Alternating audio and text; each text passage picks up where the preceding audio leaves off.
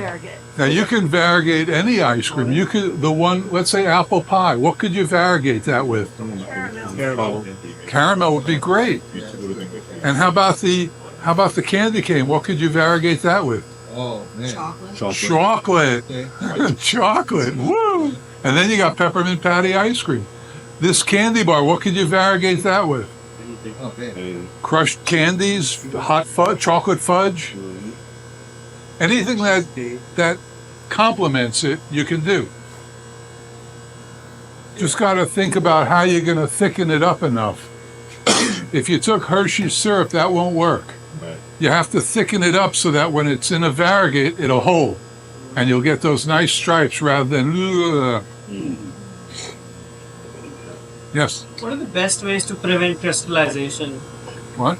Any ways to prevent crystallization in ice cream? Like Yes, selling yes. that. I'm glad you said that because I heard before everybody's fixated on these 3-gallon tubs. Throw them away.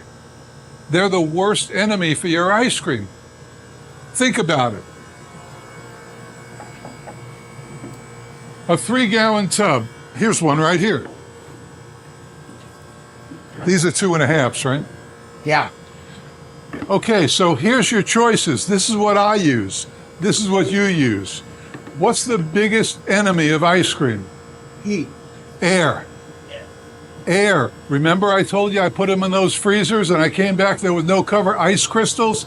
That's what happens. That's why dipping cabinets, forget about them. Don't use them. They're awful. They're the worst thing in the world for ice cream. Sorry. No, you get it. That's good.